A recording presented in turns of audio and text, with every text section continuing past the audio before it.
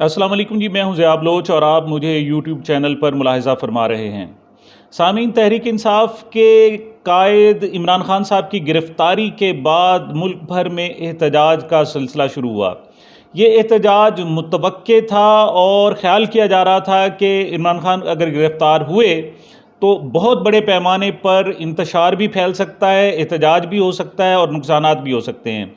हुकूमत को भी इसका बिल्कुल इदराक था और जब उनको गिरफ़्तार किया गया तो उसी वक्त राना सनाउल्लाह साहब ने कहा कि हमें मालूम है दो जगह पर एहतजाज हो रहा है, एक जगह 30 आदमी बैठे हुए हैं और एक जगह 15 बंदे बैठे हुए हैं। लेकिन उसके बाद एहतजाज ऐसा शुरू हुआ कि तकरीबन सारा मुल्क मफलूज हो गया। रेडियो पाकिस्तान पेशावर पर हमला किया गया और उसको बंद करा दिया गया, तोड़ फोड़ की गई, रेल की पटड़ियाँ उखाड़ फेंकी गईं, मुख्तलिफ़ इलाकों को, मुख्तलिफ़ सूबों को मिलाने वाली जो शाहरात थीं वो बंद कर दी गईं। तमाम के तमाम जो मेट्रो बसेज़ हैं मुख्तलिफ़ शहरों में, चाहे वो पेशावर हो, मुल्तान हो, इस्लामाबाद, लाहौर हो, पिंडी हो, उन सब को बंद करा दिया गया। और उनमें लाहौर में एक लिबर्टी चौक पर एक प्लाज़ा है जिसके बारे में ख्याल किया जाता है कि ये साबिक आर्मी चीफ़ कमर जावेद बाजवा साहब के साहिबजादे का प्लाज़ा है, अस्करी टावर के नाम से। उसकी जो निचली मंजिल थी उसको आग लगा दी गई। और सबसे बढ़कर ये हुआ कि लाहौर में कोर कमांडर हाउस में हज़ारों की तादाद में लोग घुस गए और वहाँ तोड़ फोड़ की और उसे नज़र आतिश कर दिया गया। अब ये जो कोर कमांडर हाउस का मामला है, इसके और भी बहुत सारे सीक्वेंसेस हैं, लेकिन हमने जनरल बात ये करनी है कि ये एहतजाज था, एहतजाज इंतशार की तरफ से क्यों गया और ये पुरतशद्दुद क्यों हुआ, और आखिर एहतजाज अगर अवाम का हक है तो वो हक किस हद तक है और कौन सा पॉइंट ऐसा होता है कि वो हक से आगे चला जाता है, वो तशद्दुद और दहशतगर्दी में कन्वर्ट हो जाता है। और दूसरी बात कि तहरीक इंसाफ जो एहतजाज एक अरसे से करती चली आ रही थी, आखिर क्या वजह है कि ये तशद्दुद की तरफ मामला चला गया और पुरतशद्दुद मुजाहरे हुए। इस पर आज हम थोड़ी सी गुफ्तगू करते हैं। देखें, कहा जाता है कि एहतजाज हर एक का बुनियादी हक है, लेकिन उस हक को तस्लीम कभी भी नहीं किया जाता है। हमारे यहाँ चाहे जितने मर्जी बड़े जलसे हों, लोग हज़ारों लाखों की तादाद में आ जाएं, लेकिन उनके जो मुखालिफिन होते हैं वो कहते हैं जी सिर्फ चंद 100 लोग थे। मिसाल के तौर पर दो मिसालें मैं देना चाहूँगा। मीनार पाकिस्तान पर जलसा करना किसी आम जमात के बस का रोग ही नहीं है, लेकिन तहरीक इंसाफ ये बार बार वहाँ पर जलसा कर चुकी है और तमाम तर हुकूमती मुखालफत, रास्ते बंद किए जाने के बावजूद उन्होंने बहुत बड़े जलसे किए हैं। होना तो ये चाहिए था कि उस एहतजाज को रिकॉग्नाइज किया जाता कि हाँ, आप बहुत ज़्यादा बल्क में, बहुत ज़्यादा तादाद में लोगों को लाए हैं, तो आपका एहतजाज वाकई वैलिड है। फिर हुकूमत उनसे गुफ्तशुनूद करती और मामला बैठकर हल किया जाता। तहरीक इंसाफ ने 75 जलसे किए और वो अपनी मिसाल आप थे। हर जलसे में लाखों की तादाद में, हज़ारों की तादाद में लोग जमा हुए, लेकिन उन 75 जलसों को भी रिकॉग्नाइज हुकूमत की तरफ से नहीं किया गया। कभी भी पजीराई नहीं दी गई कि हाँ, अवाम का एक मुतालबा है, बहुत बड़ी तादाद में अवाम आ रहे हैं, तो लिहाजा उनको इज्जत दी जाए, उनके मौक़िफ़ को इज्जत दी जाए और उनके मौक़िफ़ को वज़न दिया जाए। मैं मुल्तान की एक और मिसाल देना चाहूँगा कि मुल्तान में कला कोना कासिम बाग का जो स्टेडियम है, मुल्तान स्टेडियम है, उसको भरना आसान काम नहीं। किसी सियासी जमात में ये दमखम नहीं है कि वो उस स्टेडियम को आकर भर सके। वहाँ जलसे होते हैं लेकिन एक ख़ास छोटे से पोर्शन में होते हैं। लेकिन तहरीक इंसाफ ने यहाँ आज से 2018 के इलेक्शन से पहले यहाँ पर जलसा किया और एक लोगों में ये बात थी कि कहीं ये जलसा कमज़ोर ना पड़ जाए, यहाँ लोगों की तादाद कम ना हो जाए। इस तरीके से लोग उमड़ कर आए, उन्होंने अपनी इज्जत और अना का मसला बना लिया मुल्तान के लोगों ने, और इतनी बड़ी तादाद में आए कि पूरा स्टेडियम खचाखच भर गया। और उसके बाद बाहर नज़र दौड़ाई जाती तो जो इर्द गिर्द के सारे मैदान थे, सड़कें थी, मुल्तान शहर था, वो सारा का सारा अवामी समंदर में डूबा हुआ था। इस یہ ریکگنائز کرانے کے لیے کہ ملتان کے جلسے کو کامیاب تصور کیا جائے، لوگ اتنی بڑی تعداد میں آئے کہ جاتے ہوئے انہیں پرابلم ہوئی اور دھکم پیل میں 7 افراد جاں بحق ہو گئے، صرف اس بات کو منوانے کے لیے کہ حکومت کو پتہ چلے کہ واقعی یہاں لوگ آئے ہیں۔ لیکن یہاں صورتحال یہ ہے کہ حکومت کے سامنے کچھ بھی ہوتا رہے وہ اس کو تسلیم کرنے کے لیے تیار نہیں ہوتی۔ کسی نے کیا خوب کہا ہے کہ حال کیا تم کو سنائیں کہ تیرے شہر کے لوگ، حال کیا تم کو سنائیں کہ تیرے شہر کے لوگ گریائے دل کو بھی ڈھولک کی صدا دیتے ہیں۔ یہاں پر چاہے جتنا مرضی آپ گریا کر لیں، لوگ اس پر ٹھٹھا مذاق اڑاتے ہیں۔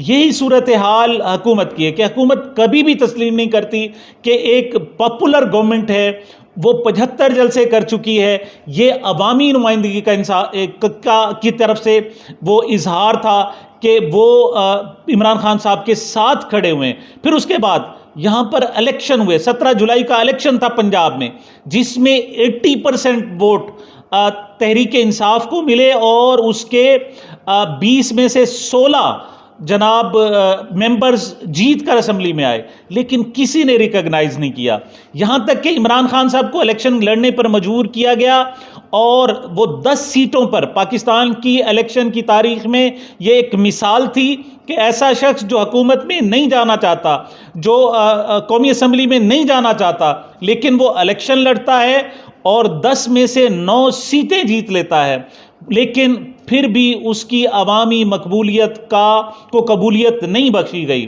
یہی وجہ تھی کہ جب آپ لیگل احتجاج کو، جائز احتجاج کو آپ کسی خاطر میں نہیں لاتے تو پھر اس قسم کا احتجاج شروع ہوتا ہے۔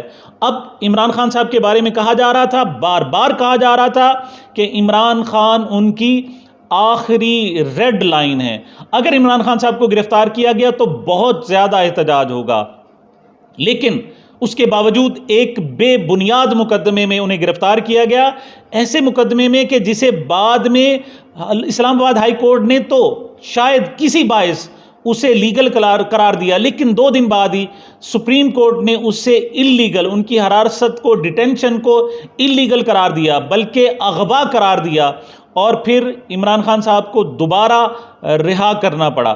اب جب یہ صورتحال ہو کہ اللیگل قسم کی ڈیٹینشن ہو، آپ ایک پاپولر لیڈر کو آپ گرفتار کرنا چاہتے ہیں اور بلا وجہ گرفتار کرنا چاہتے ہو، صرف اپنی انا کی تسکین کی خاطر گرفتار کرنا چاہتے ہو، آپ لوگوں کو ووٹ کا حق نہیں دینا چاہتے، آپ چاہتے ہیں کہ جس طریقے سے نواز شریف پر مقدمات ہوئے اسی طریقے سے جائز ناجائز مقدمات عمران خان کے خلاف ہوں، اور جس طریقے سے نواز شریف گرفتار ہوئے اسی طریقے سے عمران خان کو بھی ہر صورت گرفتار کیا جائے اور انہیں نااہل قرار دیا جائے۔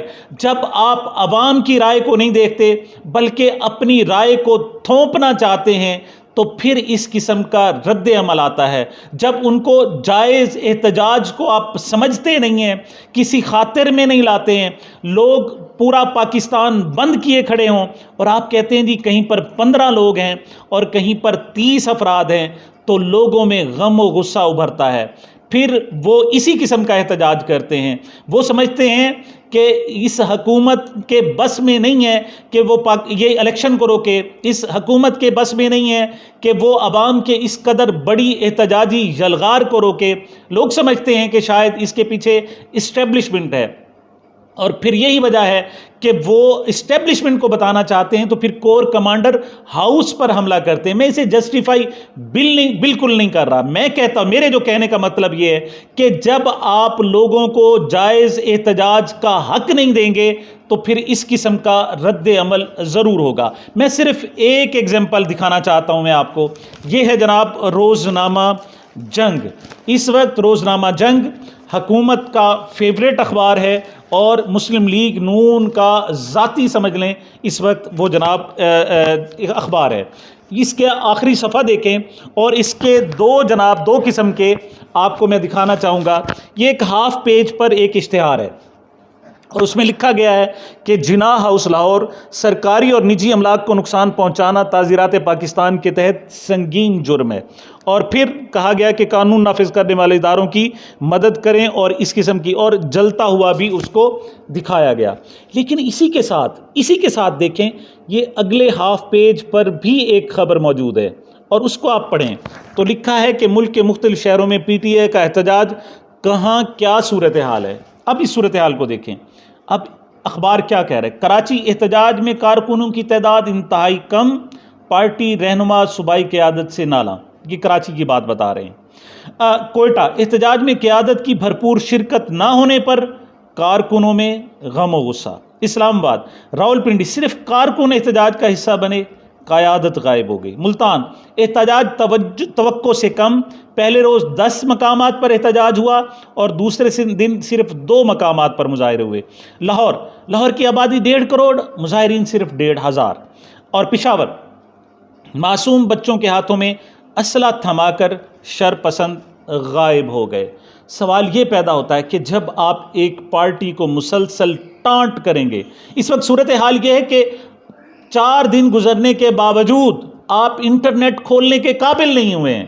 آپ نے پوری کوشش کر لی کہ آپ کے مارکیٹیں بازار کھل جائیں، آپ نے پوری کوشش کر لی کہ آپ کی میٹرو بسیں چل پڑیں، جو علامت ہیں اس شہر میں امن کی، لیکن آپ اس میں کامیاب نہیں ہوئے۔ اور جو احتجاج کرنے والے ہیں ان کو آپ ٹانٹ کرتے ہیں کہ وہاں صرف 10 لوگ تھے اور وہاں پر 15 لوگ تھے۔ جب ایسی صورت ہوگی کہ جب ان کے جائز حق کو تسلیم نہیں کیا جائے گا، ان کی جائز صورتحال کو تسلیم نہیں کیا جائے گا، اور تسلیم صرف اس صورت کیا جائے گا کہ جب توڑ پھوڑ ہوگی، جب بسوں کو روکا جائے گا، نہ صرف روکا جائے گا بلکہ جلایا جائے گا۔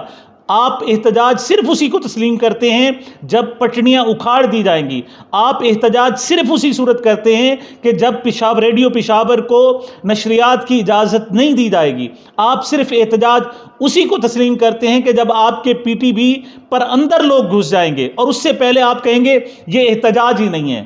تو گویا آپ لوگوں کو مجبور کر رہے ہیں کہ آپ آئیں اور قانون کو ہاتھ میں لیں، تبھی آپ کے احتجاج کو احتجاج تصور کیا جائے گا، ورنہ آپ کے کسی احتجاج کو، چاہے آپ ہزاروں کی تعداد میں اکٹھے ہو کر 75 بہت بڑے تاریخی جلسے کر لیں، چاہے آپ کا قائد عمران خان 10 میں سے 9 سیٹوں پر الیکشن جیت جائے، چاہے آپ پنجاب میں کلین سویپ کر لیں، چاہے آپ دونوں اسمبلیاں توڑ دیں، لیکن آپ کے حق کو تسلیم نہیں کیا جائے گا، الیکشن نہیں کرائے جائیں گے۔